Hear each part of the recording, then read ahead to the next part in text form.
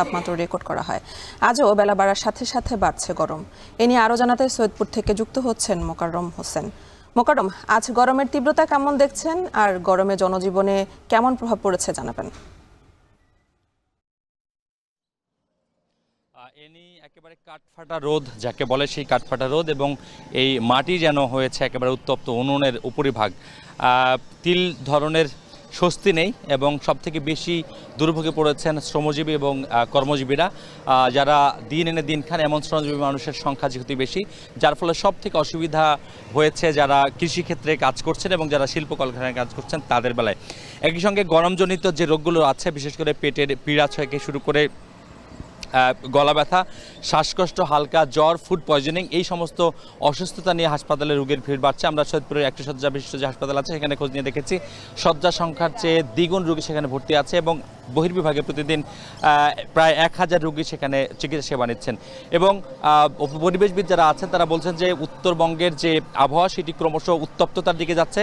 গড় তাপমাত্রা প্রত্যেক বছরই 0.7 থেকে 1 ডিগ্রি সেলসিয়াস পর্যন্ত বাড়ছে। অন্য সময় যেখানে গ্রীষ্মকালে তাপমাত্রা ছিল 34 থেকে 35 ডিগ্রি সেলসিয়াসের মধ্যে, সেটি কিন্তু এখন 37 থেকে 38, এমনকি ক্ষেত্র বিশেষে 40 ডিগ্রি সেলসিয়াস পর্যন্ত উঠে যাচ্ছে। গতকালকে রংপুরের তাপমাত্রা ছিল 37.4 ডিগ্রি সেলসিয়াস, কিন্তু উত্তরের আরেক জেলা নীলফামারী, সেখানকার সৈয়দপুরের তাপমাত্রা ছিল 37.8 ডিগ্রি সেলসিয়াস এবং সৈয়দপুরে নীলফামারীর ডিমলায় তাপমাত্রা ছিল প্রায় 38 ডিগ্রি সেলসিয়াস। অর্থাৎ রংপুর শহর থেকে যত উত্তরের দিকে যাওয়া হচ্ছে ততই কিন্তু তাপমাত্রা পাদের উপরের দিকে উঠে যাচ্ছে।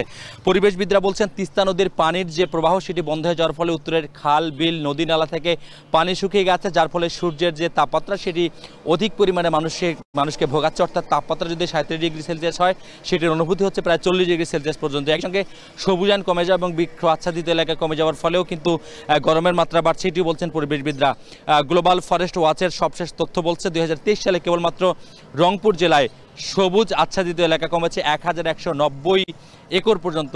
এর ফলেই কিন্তু রংপুরের যে তাপমাত্রা সেটি বাড়ছে এবং গরমের যে অনুভূতি সেটি ক্রমান্বয়ে বেশি হচ্ছে এবং জনজীবনে চরম অস্বস্তি দেখা দিচ্ছে। এ নিয়েই ছিল এই মুহূর্তে উত্তরবঙ্গের তীব্র তাপদাহের ফলে যে জনজীবনের দুর্ভোগ, সেই দুর্ভোগের সবশেষ খবর। এনি